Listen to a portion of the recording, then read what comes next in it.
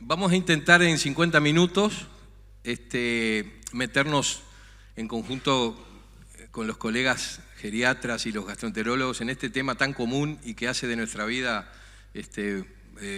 habitualmente motiva muchas consultas y bueno, es de mucha frecuencia, que es la colopatía diverticular. Me acompaña la doctora Tronconi en la coordinación de la mesa y yo le voy a dar a ella ahora para que haga las presentaciones. Y la dinámica de la mesa ustedes la conocen, es con votaciones de acuerdo a las preguntas y a la presentación, y de esa manera vamos a tratar de hacerlo interactivo y agradable, que va a ser la mejor manera de llevarlo, ¿no? Doctora. Muy bien. Nos acompaña en la mesa el doctor Aldo Sgarabati, profesor adjunto de la Cátedra de Geriatría, y la doctora Ana Teresa Abreu, médica gastroenteróloga y neurogastroenteróloga, Premio UNAM en el posgrado de alta especialidad de motilidad gastrointestinal 2006, práctica clínica en el Hospital Ángeles del Pedregal, Ciudad de México, miembro de la Sociedad Mexicana de Gastroenterología, de la Sociedad Americana de Gastroenterología, de la Sociedad Americana de Neurogastroenterología y de la Asociación Científica Internacional de Probióticos y Probióticos. ¿Puedo empezar? Bueno, buenas tardes. Primero que nada, muchas gracias a la Sociedad de Gastroenterología por la invitación. Vamos a empezar hablando del manejo de la enfermedad diverticular en el adulto mayor. Vamos a empezar con las viñetas. El primer caso clínico es una paciente mujer de 85 años que vive sola, es viuda hace 10 años, tiene 2 hijas con muy buena relación y el motivo de consulta fue dolor abdominal.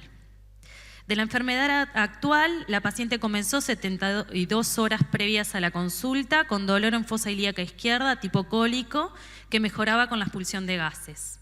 Concomitantemente tenía deposiciones líquidas frecuentes y de escaso volumen, sin elementos anormales, no tuvo vómitos, negaba síndrome anorrecto-oximoideo, no tuvo fiebre y se realizó una dieta antidiarreica estricta sin mejoría clínica.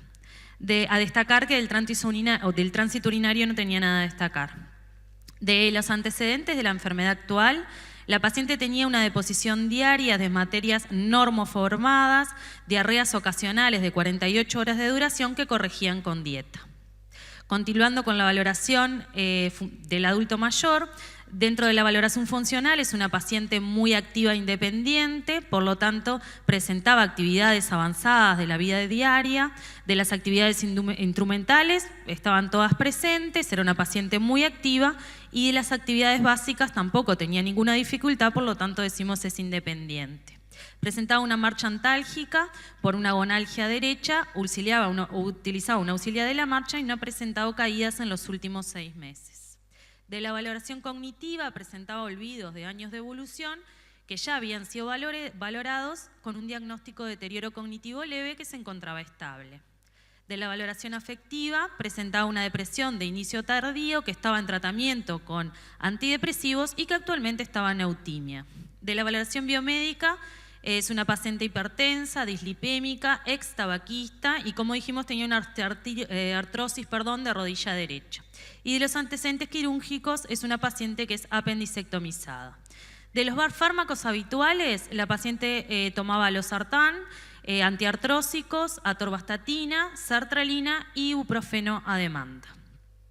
Del examen físico a destacar, la paciente al momento de la consulta estaba atenta, bien orientada en tiempo y espacio, presentaba un discurso coherente, estaba apirética y estaba normotensa. Del abdomen era un abdomen blando, depresible, con un dolor difuso a la palpación, pero con predominio en fosa ilíaca izquierda. No tenía defensa y los ruidos hidroaéreos estaban aumentados. Las fosas lumbares eran indoloras. En suma, es una paciente de 85 años, autoválida como dijimos, que presenta comorbilidades, que tiene una depresión de inicio tardío y que actualmente está en eutimia, que tiene un diagnóstico de deterioro cognitivo leve, tiene riesgo de caídas y el motivo de consulta fue el dolor abdominal persistente. Esta paciente fue vista en domicilio y se administró analgesia intravenosa y dada la persistencia del dolor se envió de emergencia para continuar la valoración. Y para comenzar con las preguntas, ¿cuál sería el diagnóstico más probable?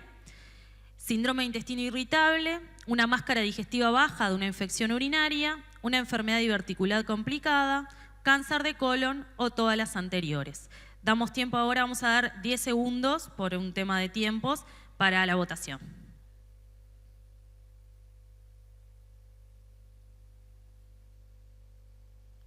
Bueno, ya está cerrado el tiempo de votación.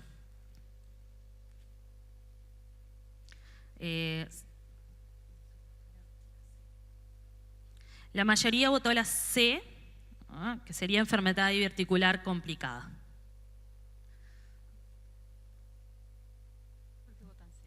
La correcta sería que se podrían plantear cualquiera de ellas. Realmente, sí. Yo hice ese comentario. Sí. Realmente, ¿por qué votaron enfermedad diverticular cuando realmente... Por el título. Por el tema, porque estamos en el módulo de enfermedad diverticular. Sería interesante, doctora Abreu, que usted nos hiciera apreciaciones sobre las posibilidades de los diagnósticos. Claro. Vamos a dejar quizás el de la máscara digestiva de la infección urinaria para el doctor, pero las demás me gustaría que usted hiciera las interpretaciones. Síndrome de intestino irritable. Realmente no tiene historia de síndrome de intestino irritable, que es uno de los criterios para Roma 4, realmente que el paciente tenga historia de cambio en el hábito intestinal al menos 3 veces a la semana, en un periodo, en los últimos 3 meses, al menos una vez a la semana en los últimos 3 meses, al menos en los 6 meses recientes al diagnóstico. Si bien no necesariamente cumple con los criterios de Roma 4, puede tener, es mujer, puede, ¿por qué no?, tener un fenómeno disbiótico, puede tener, no se le ha preguntado, por ejemplo, algún cuadro infeccioso y que tenga algún síndrome de intestino irritable postinfeccioso, que son escenarios muy comunes en nuestra consulta. En cuanto a la infección de vías urinarias, por supuesto, mujer. Las infecciones de vías urinarias habitualmente son silentes, más a mayor edad, yo creo que ahí sí vas a ahondar tú. Enfermedad diverticular también, ¿por qué no? Yo creo que realmente podían ser todas las anteriores. Cáncer de colon tiene 72 horas en de cuadro, por eso ese fue el único que dije, por esa no le apuesto a todas las anteriores, porque realmente tiene un cuadro sumamente agudo. Muy agudo. Y basado en dolor sin otro cambio en el hábito intestinal, rectorragia ni ninguna otra alteración. Buenas tardes, gracias por la invitación. Y bueno, me toca hablar un poco de lo que es el planteo número 2, que es la máscara digestiva baja de una infección urinaria. Cuando atendemos a personas adultas mayores de 65 años, y esto perfectamente puede ser un paciente que vemos en la policlínica de geriatría, estos pacientes tenemos que recordar la presentación atípica de la enfermedad en el adulto mayor. Lo que dicen los libros, los viejos no lo leen. Entonces, lo característico es la presentación atípica. Y perfectamente una infección urinaria puede manifestarse con un cuadro similar a este, con una caída, con declinación funcional, o sea, pérdida de la capacidad de realizar cosas que previamente realizaba, con un estado confusional agudo. O sea, la manifestación en el adulto mayor no sigue los parámetros de algoritmos, diagnósticos y tratamientos. Al revés, muchas veces tenemos que pensar que la presentación atípica es característica y este cuadro puede corresponder a una infección urinaria en el adulto mayor que pasa oligosintomática, sin fiebre, sin síntomas urinarios bajos, y a veces es la primera manifestación con otro cuadro que simula diferentes enfermedades que muchas veces, además, esta paciente perfectamente podría tener un síndrome de intestino irritable, podría tener otros cuadros digestivos, una enfermedad diverticular, pero además se suma la presentación de las enfermedades en el adulto mayor, que es atípica. No siempre, pero cuando tenemos esa presentación debemos recordar que es más allá de lo que se ve clínicamente, hay que pensar en otras opciones. Gracias, doctor. Vamos a continuar entonces, como te darás cuenta, Crosa podía ser cualquiera. A ver, ¿qué hiciste tú para ver cuál era el diagnóstico? Bueno, dado los diagnósticos que nos planteamos, se solicitó para clínica, más que nada para la valoración infecciosa, que mostraron el examen de orina fue normal, el hemograma mostró leucocitosis de 9.000, leucocitos, perdón, de 9.000, con neutrófilos de 86%, una velocidad de eritrocimentación de 50 y una proteína C reactiva de 80. No sé si van a comentar. Sí. ¿Algún comentario, doctor, sobre esta parte de la paraclínica? Una paraclínica común para empezar. Todavía seguimos sin tener idea de lo que tiene, ¿no?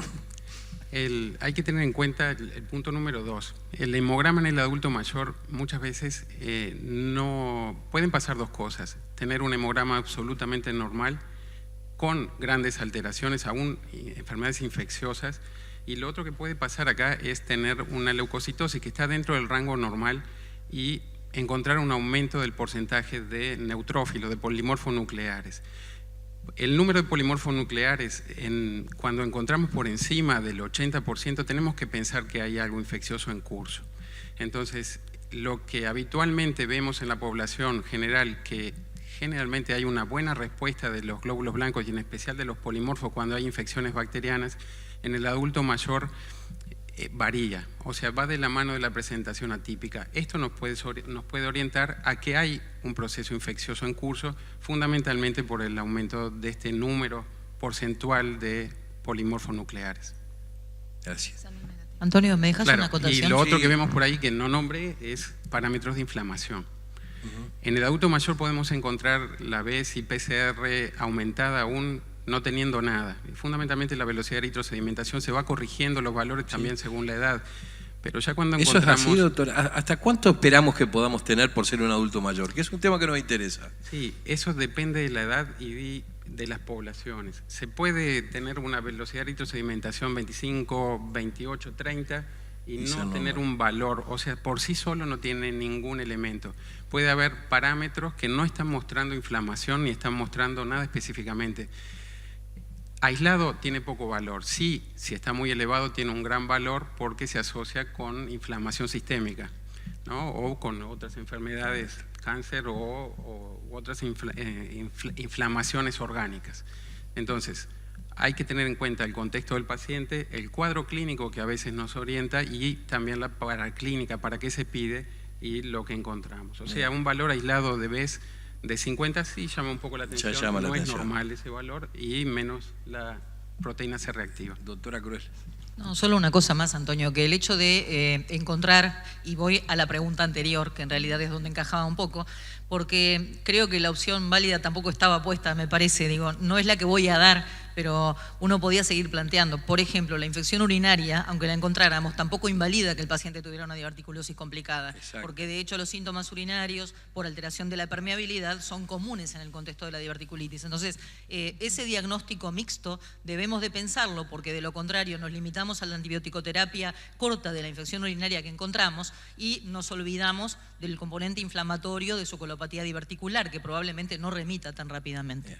Bien. Seguimos sin diagnóstico. Vamos a ver qué hizo la doctora Crosa para llegar al diagnóstico.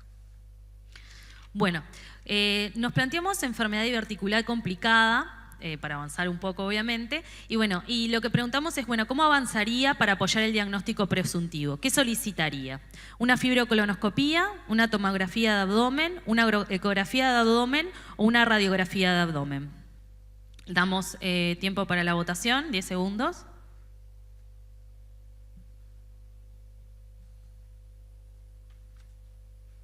Se terminó el tiempo de votación.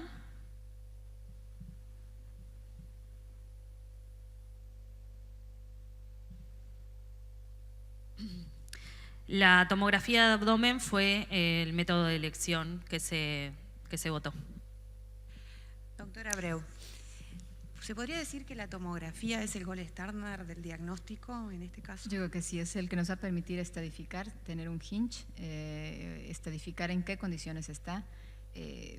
Si bien no es una colotac y no nos va a descartar un cáncer de colon, sí nos permite saber que no hay procesos de adenomegalias, un proceso infiltrativo. Ya con un examen general de orina negativo, realmente, por ejemplo, en la historia clínica, a la palpación, no había plastrones, no había...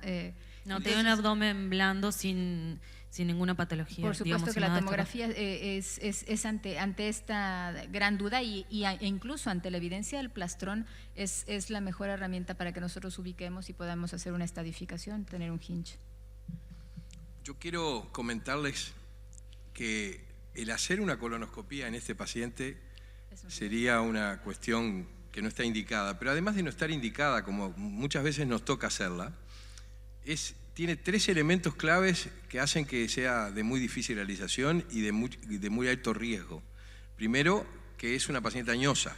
Segundo, que cuando la pedís en urgencia a esta colonoscopía, los endoscopistas nos toca la mayoría de las veces hacerla sin el anestesiólogo que nos apoya para la sedación. Tercero, la endoscopía, la colonoscopía en una enfermedad diverticular en empuje es una endoscopía de riesgo.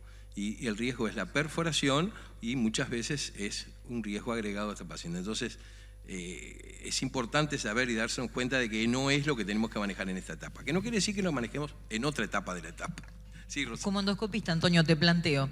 Yo te pido la colonoscopía. Vos recibís al paciente. ¿Qué potestad tenés vos de decir no arriesgo? Ninguna.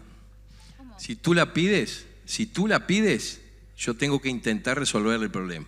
¿Tá? Yo puedo decirte, no debo hacerla, no es correcto, está mal, pero si yo me comunico contigo te tengo que decir eso. Ahora, si ustedes insisten en que hay que hacer una colonoscopía... Correcto, pero el primer paso es hablarlo entonces. Sí, la decisión tiene que ser compartida porque estoy de acuerdo contigo. Nosotros hemos hecho endoscopías a solicitud de colegas que podemos estar en desacuerdo con la indicación y que son, como les dije, riesgosas, difíciles y sin sedación. Y muchas veces no obtienen ningún diagnóstico. Lo importante es saber qué es lo que hay que pedir, cómo debe ser. No hay que pedirla, no hay que hacerla, no hay que intentar ni plantearla porque no es el momento de la indicación. Capaz que Abreu quería decir algo porque la vi ahí. Te pregunto una cosa, Anita, ¿me dejas una cosa sola? Usted quería hacer algún comentario, diga. A vos, Antonio, a vos. A mí me asustó que me dijeran que... Realmente sí... Bueno, clínicamente primero yo no pediría de entrada la colonoscopía y si a mí me la están solicitando, de verdad no la hago. Tiene 85 años, tengo la duda y hay mejores recursos diagnósticos y estoy pensando en otro. No me iría a ciegas a hacer una colonoscopía ante el riesgo de una perforación. Sí, no, acá en el Uruguay los endoscopistas todavía no estamos en la etapa de negarnos a hacer cosas, pero... Suponete que se perfora, Antonio, ¿y ahí quién es el responsable? ¿El endoscopista? No, vos y yo. Yo porque te la pedí, pero vos porque la hiciste. En la práctica diaria, ¿ustedes conocen endoscopistas que se hayan negado a hacer lo que ustedes piden? A ver.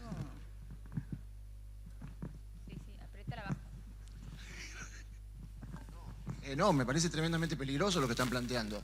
En realidad, el colonoscopista no es un plomero que va a hacer lo que diga el gastroenterólogo.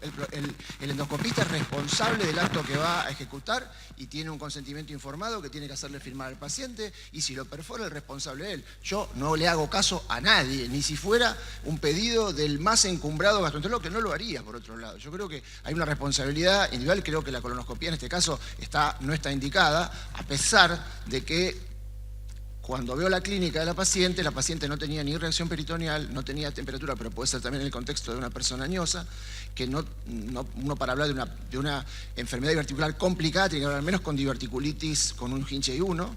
Entonces, pero digo que la colonoscopía, particularmente creo que no la debe hacer el endoscopista por más que se lo pida cualquiera.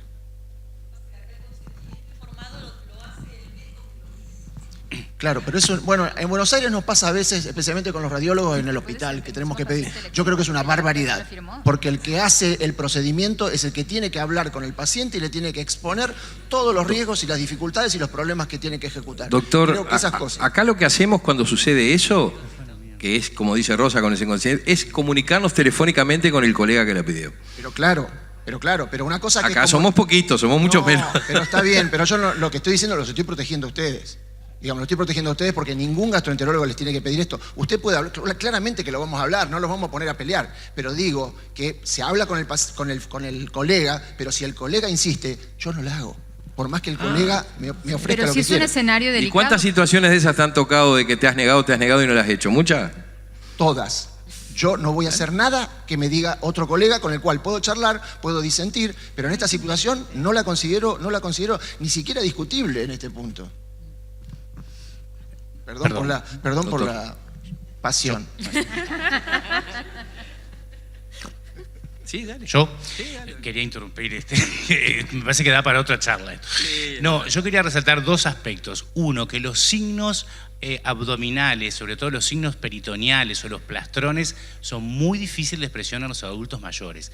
Es raro que tengan reacciones peritoneales porque existe una forma diferencial en la cuanto la signología es diferente, los síntomas y también los signos. Y el otro tema es que la edad por sí misma no contraindica la realización de una fibrocolonoscopía. El jueves va a haber una charla de eso y vamos a hablar a ver cuáles son los criterios que tomamos en cuenta para indicar o contraindicar una fibrocolonoscopía. Pero de la edad yo adelanto que ya no es una contraindicación. Bueno, seguimos adelante. El gol estándar es la tomografía computada.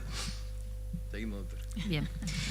Si esta paciente, no sé si recuerdan, como antecedente de enfermedad actual, la paciente tenía episodios de diarreas ocasionales de 48 horas de evolución, si esta paciente llegaría al consultorio, ¿qué harían? ¿Se realizaría el mismo procedimiento diagnóstico y terapéutico que en un paciente joven? ¿No la estudiaría ya que tiene 85 años y no se beneficiaría?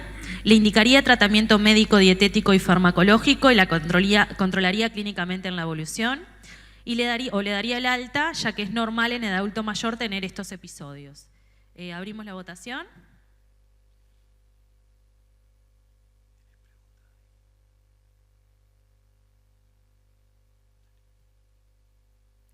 Se terminó la votación.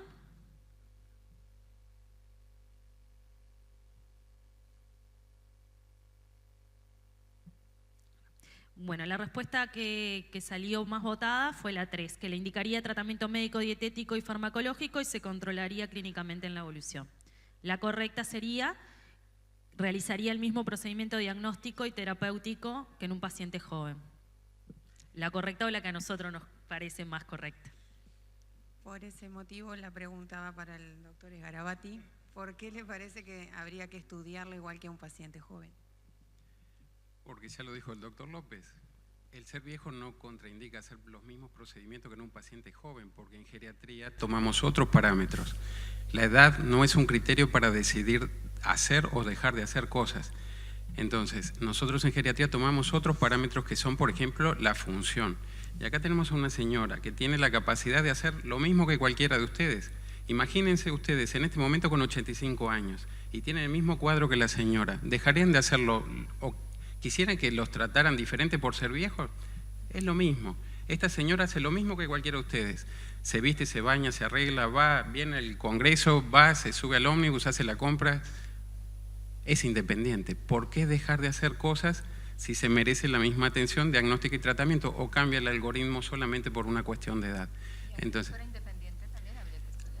ese lo vamos a ver un poquito más adelante. ¿Qué pasa cuando cambia el estado funcional, que para la geriatría es el verdadero marcador de salud o enfermedad? Ahora después lo hablaremos. Hay una pregunta allí. ¿Ah, sí? Sí. Bueno, tengo la facilidad de que trabajo en una población que el promedio de 80 para arriba, que son ex jubilados de ANCAP. Entonces el promedio de edad es alto.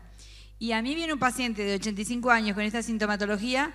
Yo, si bien lo considero que funcionalmente está espectacular, no sé si de entrada le pido la colonoscopía. Me parece que le hago algo imagenológico, una tomografía, que me evite una complicación. Si el paciente no evoluciona y me da sospecha de otra cosa, puede ser que ahí considere, establezca una preparación que no sea tan agresiva como el Fofocol, lo estudie con Varex, porque no es inocua la preparación de la colonoscopía y no es inocua el estudio en sí. Y someterlo al paciente a eso, a mí me permitió discrepar con el geriatra. No, pero Amelia, lo que pasa es que te está hablando del antecedente de la enfermedad actual. La historia esa de diarrea previa que tenía antes, de 48 horas, que es intermitente, no la actual, del antecedente. En el antecedente de la enfermedad actual tenía diarreas ocasionales. ¿La estudiarías igual que un paciente joven? Y sí, porque es autoválida, independiente y la expectativa de vida que tiene la mujer. Pero no, yo como gastroenterólogo no, por eso. Pero por eso es el intercambio. Esta paciente tiene una expectativa de vida de 10 años. O sea, la estudias igual. Cuando la expectativa de vida supera los 5 años, la estudias igual que un joven. Y eso tenemos tablas de cálculo. Y esto me parece que justamente este intercambio es el que nos va a llevar a diferenciar, porque la edad no la tenemos en cuenta para nada. Solo para calcular el clearance de creatinina y la expectativa de vida, nada más.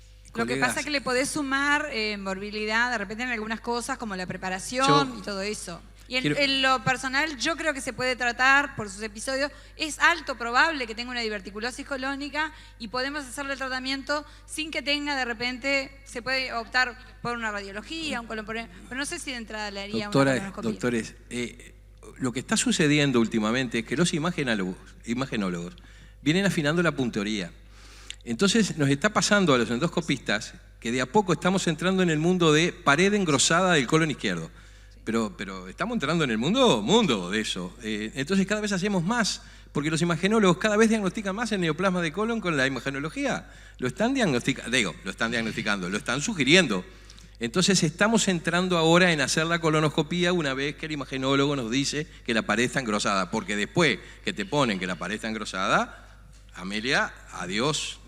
Ahí vas a la colonoscopía siempre.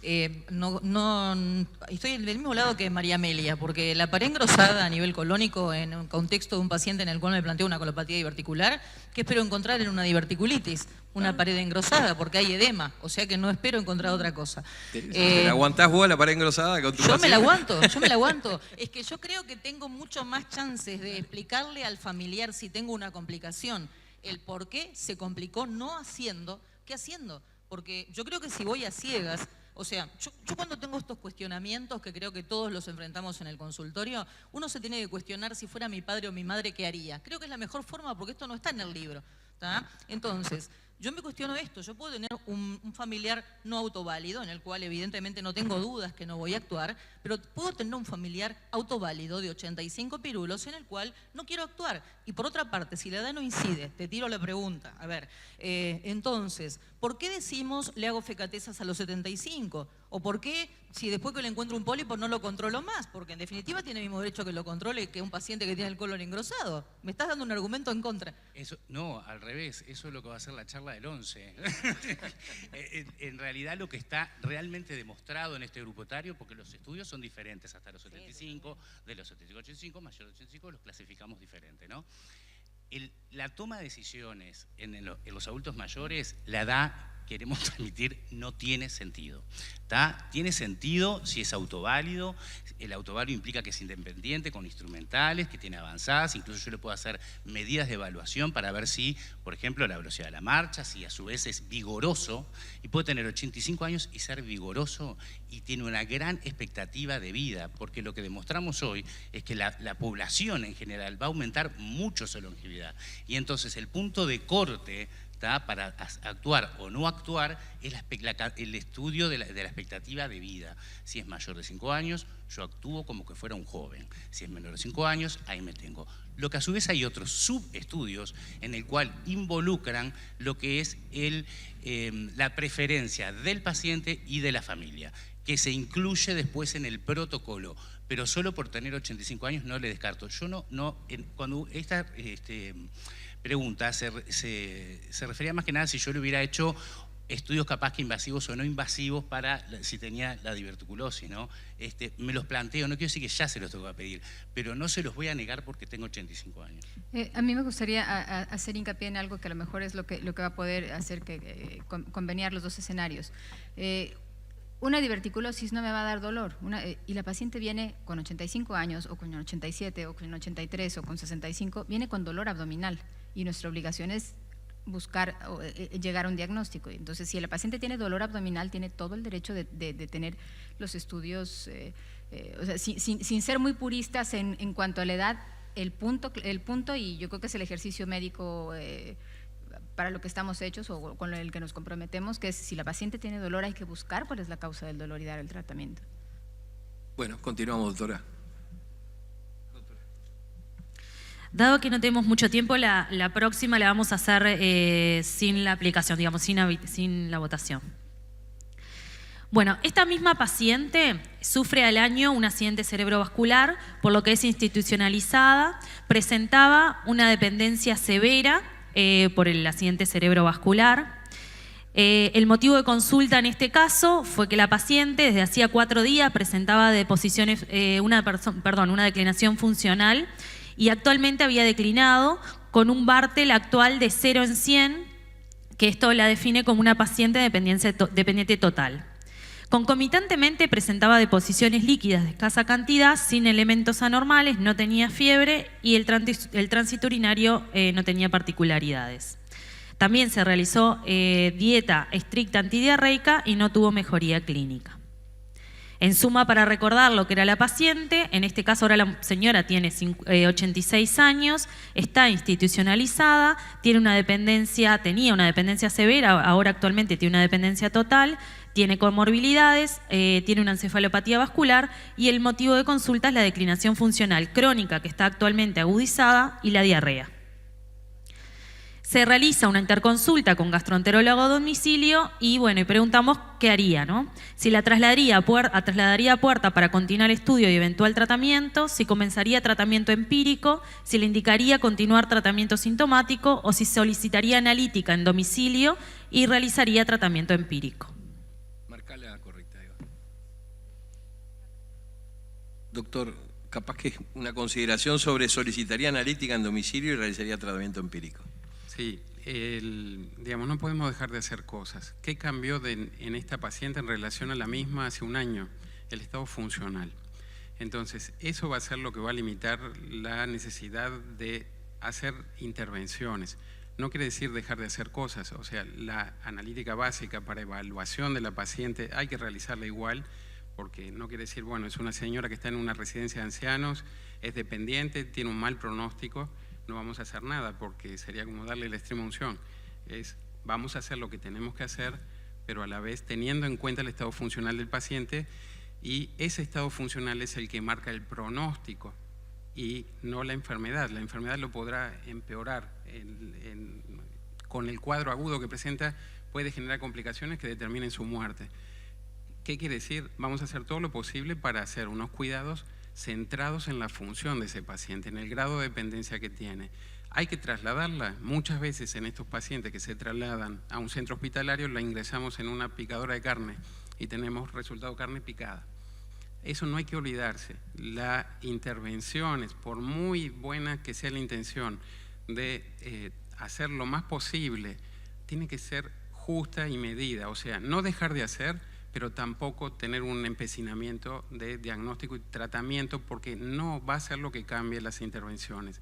Sí hay que hacer intervenciones centradas en el cuadro que presenta la paciente, pensando en su pronóstico vital, en base a la función que presenta, pero no hay que cambiarla de lugar, tiene que quedarse en el entorno en el que está, brindarles y asegurarles la atención adecuada, pero no generando más problemas que la propia enfermedad que está cursando y el contexto en el que se encuentra la paciente. Gracias. Doctora. Bien, bueno, se realizó la misma paraclínica que habíamos visto anteriormente con los resultados iguales que ya les analizaron. Y bueno, en caso de esta paciente se trasladó a puerta de emergencia. ¿Y qué haría usted si la viera, digamos, en la puerta? Le solicita, ya algunas ya le habíamos hablado, una fibrocolonoscopía, una tomografía de abdomen, una ecografía de abdomen o una radiografía de abdomen. Y ahí me gustaría, sí, doctora Abreu, que usted dijera, porque le pidieron una ecografía de abdomen. ¿Está de acuerdo usted que le parece que es lo correcto? De hecho, lo comentamos acá. Realmente no sabemos cómo está su creatinina para hacer una tomografía, que sería un aspecto importante. Y la paciente, entiendo, ya no puede referir su sintomatología. Estamos ante una diarrea ya no aguda, sino una diarrea crónica. Sí, estoy en lo correcto. Y a lo mejor le solicitaría un ultrasonido de abdomen, pero me gustaría saber más clínicamente cómo está el abdomen antes de decidir La sensación que yo tengo, que Crosa me corrija, es que es un cuadro similar al anterior, ¿no? Sí, es igual. El Era examen como el abdominal era segundo inocente. empuje, como el segundo empuje de su enfermedad diverticular. Es un cuadro agudo. Sí, Es un y cuadro agudo. es un cuadro agudo, 4 días de evolución tiene la diarrea. Similar. ¿Sí? Ah, no sabemos.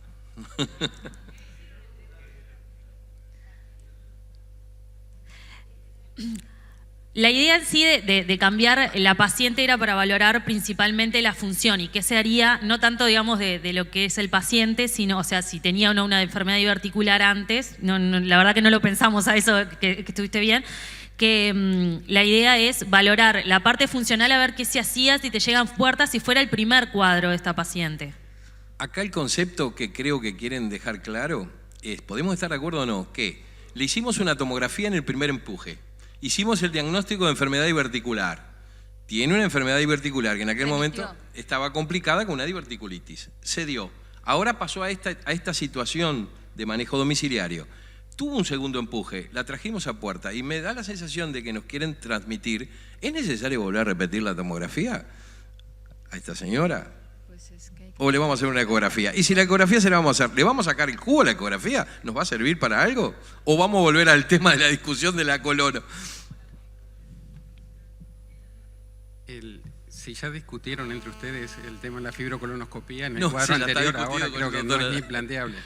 El tema es, bueno, ¿cuál es el mejor estudio en esta paciente? Vamos a hacer una tomografía, y era como decía la doctora, en esta paciente, ¿es limitar el proceso diagnóstico, hacer una tomografía, o es lo más adecuado hacer una ecografía? Entonces, ¿qué cambió? Es la misma paciente con una mayor dependencia y con un cuadro clínico un poco o muy empeorado en relación al estado previo. Entonces, no es la edad, no es que tenga un año más, es que declinó funcionalmente y esta paciente no amerita hacer estudios que sean más que los necesarios. Eso es lo que se ajusta, no es la edad, sino el estado funcional en el que se encuentra la paciente. ¿Por qué? Porque es lo más adecuado, lo menos invasivo y lo menos... no nos va a cambiar los tratamientos que se puedan realizar después, tener, aunque sea la información básica que nos aporta una ecografía, si bien no es tan precisa como una tomografía de abdomen en los pacientes con estos cuadros. Muchas gracias, doctor. Bueno, si no hay preguntas... Sí, hay preguntas.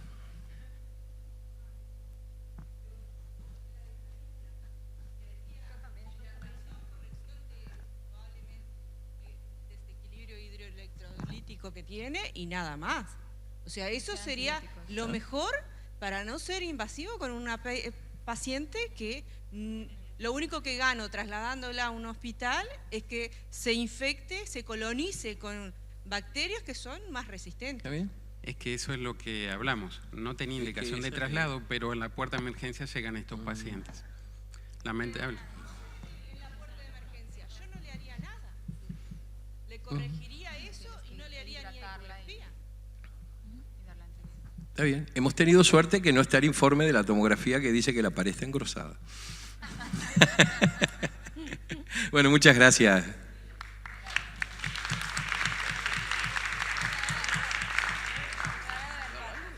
Quedaba así, pero bueno, me parece que más o menos ya lo habían hablado. No, bueno, ahora igual vamos a hablar algo sobre el manejo de la enfermedad diverticular en el adulto mayor. Bueno, de la importancia de esto es que es una enfermedad muy prevalente en el adulto mayor. Recordar que la población de adultos mayores es muy heterogénea y esto va a dificultar seguir guías de estudio y terapéuticas. El diagnóstico, como vamos a ver y como ya se ha hablado, no siempre va a ser fácil en el adulto mayor, y esto es porque van a presentar síntomas inespecíficos y también por la presentación atípica de la enfermedad, como lo vamos a ver. Para recordar un poco la prevalencia va a aumentar a medida que aumenta la edad. Se ha visto que en mayores de 80 años la prevalencia de divertículos puede ser hasta un 65%, y va a cambiar la prevalencia según el género también a medida que va aumentando la edad. En mayores de 70 años se ha visto que el sexo femenino es más frecuente en este sexo. La localización en Occidente, la más frecuente es el colon izquierdo, que se ha visto hasta en un 90% de los casos. Hay muchas clasificaciones, decidimos usar esta porque era la más práctica, que se va a diferenciar la enfermedad en una diverticulosis o una enfermedad diverticular propiamente dicha, y esta a su vez en complicada o no complicada. Vamos a empezar hablando de la diverticulosis. La diverticulosis es la presencia de divertículos en el colon. Se ha visto que un 75 a un 80% de los pacientes que tienen divertículos van a permanecer asintomáticos a lo largo de su vida, y esto sería la diverticulosis, la enfermedad asintomática. Se encuentran frecuentemente de forma incidental en las colonoscopías y se cree que están por esto infradiagnosticados. En ocasiones hay algunos autores que la consideran una variante de la normalidad que está asociada a la edad y que nunca se va a manifestar. Con respecto a la enfermedad diverticular propiamente dicha, vamos a comenzar hablando de la enfermedad no complicada, que es la forma más común de presentación sintomática. Solo un 25% de los pacientes con divertículos van a desarrollar síntomas. La prevalencia real no es muy conocida, dado que los síntomas son bastante inespecíficos, podemos decir, y que va a haber un difícil diagnóstico diferencial con el síndrome de intestino irritable. Esto en la población general. ¿Por qué lo aclaro? Porque ahora vamos a hablar en el adulto mayor. Los síntomas comunes sería el dolor abdominal hipogástrico y en mi abdomen izquierdo, que va a mejorar con la expulsión de gases o de materias, las flatulencias y el cambio en el ámbito intestinal. El diagnóstico, se pueden hacer varios estudios, como obviamente ya lo saben, pero bueno, queríamos recalcar la fibrocolonoscopía. ¿Y para qué se utiliza? No solo que nos da el diagnóstico, sino más que nada para descartar una neoplasia. ¿Y esto por qué? Bueno, porque como se ve en el gráfico, recordar que el cáncer colorecto en nuestro país es muy frecuente y que aumenta sustancialmente no solo la incidencia, sino también la mortalidad en los adultos mayores. Con respecto a las pruebas endoscópicas en el adulto mayor, me pareció importante recalcar algunos ítems. En todos los pacientes, antes de solicitarlo, obviamente se debe valorar si el resultado nos va a cambiar el tratamiento y el pronóstico de la enfermedad. Las contraindicaciones absolutas de los estudios endoscópicos en los adultos mayores son las mismas que en el adulto joven. Y como dijo Óscar anteriormente, la edad en sí misma no es una contraindicación. Sí es frecuente la inadecuada preparación intestinal de los pacientes, principalmente los adultos mayores, porque a veces no toleran los preparados. Para hacer una endoscopía en el adulto mayor se sugiere realizar una valoración integral y bueno, voy a explicar algunas de las cosas que tenemos que tener en cuenta. Con respecto a la valoración cognitiva, es muy importante valorar la comprensión del procedimiento. Y la decisión del paciente, porque si bien la edad, como dijimos, no es una contraindicación, también es el que va a tener que decidir si quiere o no estudiarse y los tratamientos, digamos, posteriores en caso de encontrar algo en el estudio. Si el paciente presenta un deterioro cognitivo, tenemos que tener un familiar que nos vaya a hacer la autorización de este estudio, ¿sí? La valoración funcional es muy importante. ¿Por qué? Porque bueno, hay muchas posturas antálgicas que presenta el paciente y también la dependencia que nos va a hacer difícil quizás el paciente de llegar a hacerse el estudio o también que nos pueda dificultar hacerlo. A ustedes, mejor dicho, no dificultarles a ustedes hacer la endoscopía. Y hay que valorar, según el grado de dependencia, como ya se ha hablado, si el criterio de este estudio va a ser paliativo, curativo y si realmente nos va a cambiar en algo el pronóstico del paciente. De la valoración biomédica, muy importante la polifarmacia, dado que esto es muy frecuente en el adulto mayor, y hacer una correcta interrupción de fármacos. Con respecto a la preparación del intestino, no se deben usar preparaciones con fosfato sódico por el aumento del riesgo de los trastornos hidroelectrolíticos y en guías nacionales e internacionales se recomienda el proteinglicol como laxante de mejor utilidad.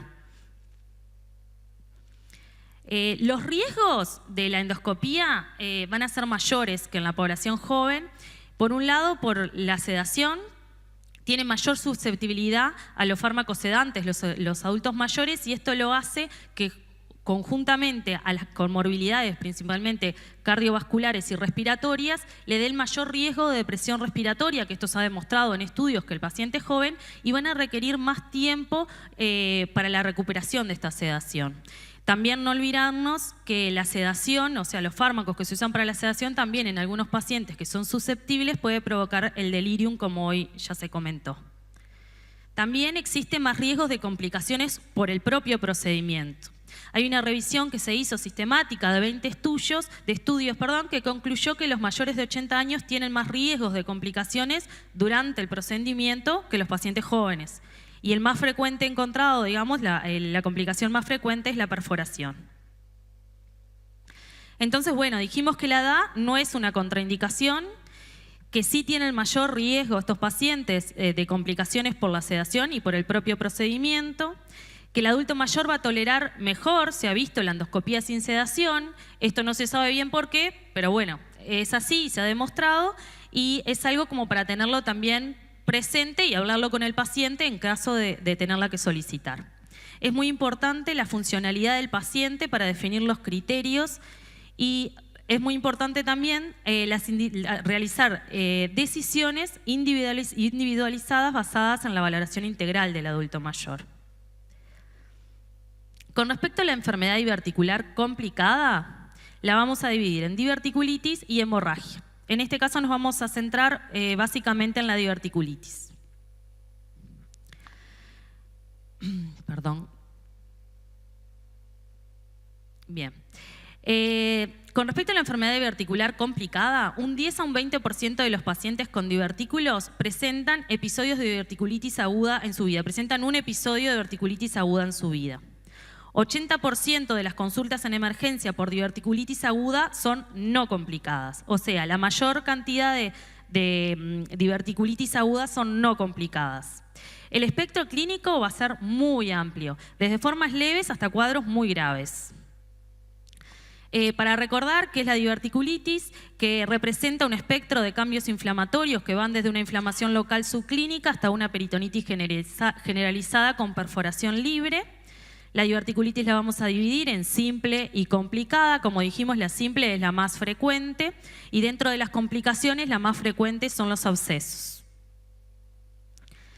La clínica, esto es en la población general, la mayoría presentan dolor en el cuadrante inferior izquierdo. El dolor exquisito a la descomprensión abdominal implica un cierto grado de compromiso peritoneal. La fiebre y la leucocitosis son hallazgos importantes, pero poco inespecíficos, poco inespecíficos. Y se ha demostrado que un diagnóstico basado únicamente en la clínica es incorrecto en el 33% de los casos. Esto es en la población general. Y bueno, nosotros nos preguntamos qué pasaría en el adulto mayor, ¿no? Que realmente no existen datos. ¿Y qué pasaría? ¿Por qué? Porque la clínica en el adulto mayor, como dijimos, es muy inespecífica. Hasta un 30% de los adultos mayores no desarrollan dolor abdominal, fiebre ni leucocitosis. Pueden presentar peritonitis y no tener síntomas de irritación peritoneal. Y también tienen muchas diferencias al describir su dolor. Y esto se puede dar por muchos factores, como por ejemplo el deterioro cognitivo. Me pareció importante traer este esquema de los cambios, digamos, que tiene el paciente con deterioro cognitivo y con dolor, porque estos pacientes con un deterioro cognitivo moderado a severo no nos pueden manifestar el dolor. Entonces, se van a ver de diferentes maneras, como por ejemplo con cambios comportamentales. Entonces, es muy importante, por ejemplo, en los residenciales o en las casas de salud, estar atentos a estos cambios del paciente. También no solo la presentación clínica va a ser inespecífica, como dijimos, sino también que puede haber una presentación atípica de la enfermedad, como se ha dicho, y el paciente manifestar, por ejemplo, la enfermedad como un delirium, caídas o una declinación funcional. Por todo esto decimos que el diagnóstico clínico en el adulto mayor no es fácil. Continuando con la valoración imagenológica, bueno, decimos, como ya se ha hablado, que la tomografía computada es la prueba diagnóstica gold estándar y siempre se debe pedir ante la sospecha clínica de diverticulitis, ya que tiene una sensibilidad y especificidad muy cercana al 100% y no solo va a permitir diagnosticar, digamos, la diverticulitis, sino también va a permitir estadificar la gravedad y, por lo tanto, su pronóstico. ¿Qué pasa con la ecografía de abdomen? Bueno, es otra buena herramienta y puede complementar la tomografía. Obviamente, como todos sabemos, va a depender mucho de la experiencia del examinador. Va a presentar la misma sensibilidad que la tomografía en el diagnóstico de diverticulitis aguda no complicada, pero es menos sensible para las complicaciones.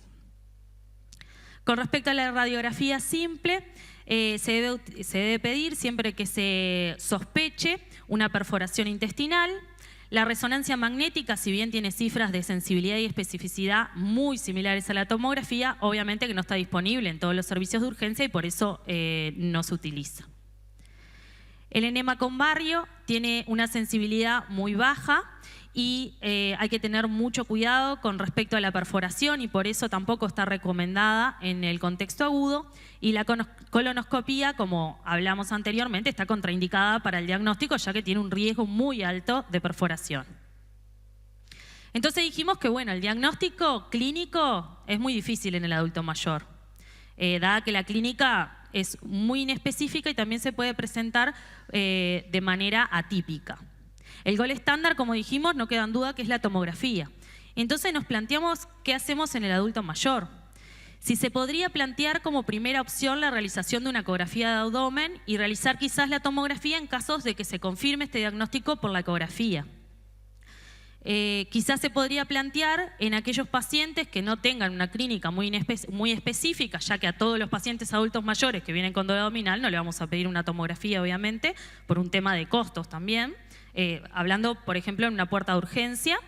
Y en aquellos pacientes, como vimos esta paciente que hablamos anteriormente, una paciente con una dependencia severa, ¿verdad?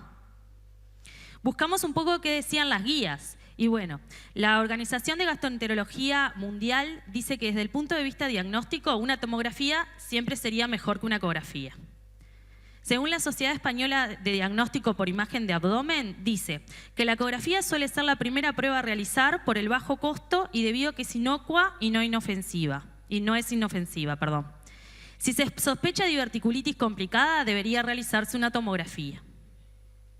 Y según la Sociedad Española de Radiología Médica, dice que ante la sospecha de complicaciones en la ecografía, ahí se debe realizar una tomografía.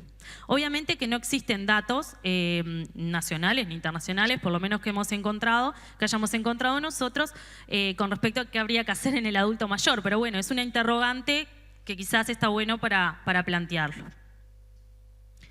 Con respecto al tratamiento de la diverticulitis aguda simple, se debe hacer una dieta líquida por 48-72 horas, ir progresivamente agregando los alimentos, y la dieta habitual va a ser recién pasados los 7 a 10 días. Los antibióticos van a ser por vía oral de 7 a 10 días, más o menos con los planes que ya conocemos.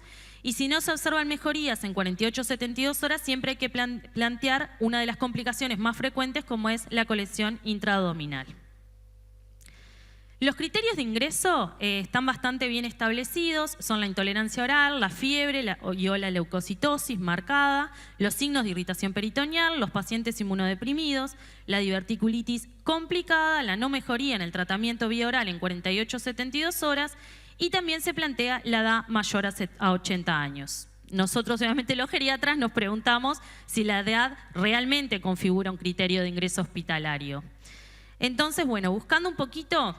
Esta es una revisión sistemática o metaanálisis que se hizo en la población general, incluye adultos mayores, pero es, digamos, para la población general básicamente.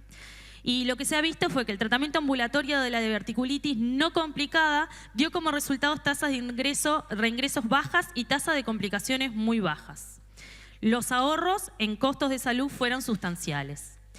Y planteó que el tratamiento ambulatorio de la diverticulitis no complicada parece ser una opción segura para la mayoría de los pacientes.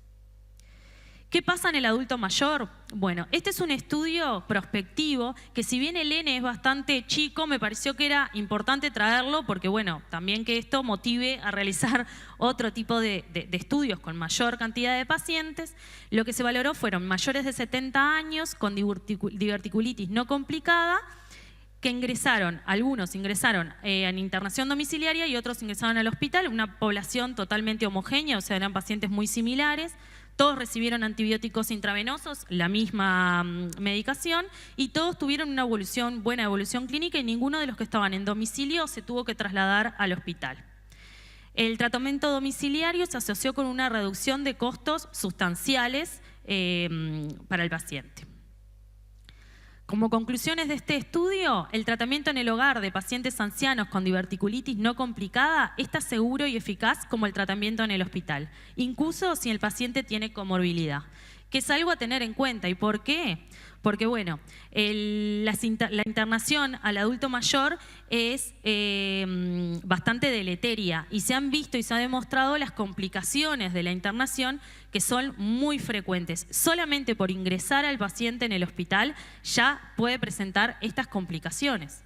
El delirium, la declinación funcional, la malnutrición, la incontinencia urinaria, las caídas, el estreñimiento, las úlceras por presión, y que esto quizás, si lo podemos trasladar al domicilio en caso de que tengamos, digamos, esa posibilidad, es algo para tener en cuenta. Es importante recalcar que la fragilidad es el principal factor de riesgo para presentar efectos adversos durante la internación y que la prevención de todas estas complicaciones es la mejor medida para prevenirlas, obviamente, ¿no? Valga la redundancia. Entonces, si bien la edad es un factor de riesgo, como todos conocemos, de complicaciones, se sugiere valorar el estado funcional del paciente y la continencia social para definir los criterios de ingreso. Entonces, bueno, para recordar que es una enfermedad muy frecuente en el adulto mayor, la no complicada debería realizarse un estudio individualizado y decidir un poco con el paciente a ver qué tanto y según su clase funcional uno quiere avanzar en los estudios. Con respecto a la enfermedad complicada, bueno, decir que es muy difícil el diagnóstico clínico y por lo tanto hay que mantener una alta sospecha. Con las pruebas diagnósticas, según la clínica, nos planteamos, bueno, eso, ¿no? Si la ecografía sería una primera opción en algún determinado tipo de pacientes, obviamente, como dijimos. La tomografía siempre va a ser, o por ahora sí, va a ser el gold estándar, no tanto para el diagnóstico, sino por las complicaciones y también para valorar el seguimiento. Que los criterios de ingreso están bien estandarizados, pero bueno, que la edad queda un poco la duda si es un criterio de ingreso, ya que en sí tendríamos que valorar la funcionalidad y la continencia social para valorar quizás una internación domiciliaria o una alta domiciliaria. Gracias.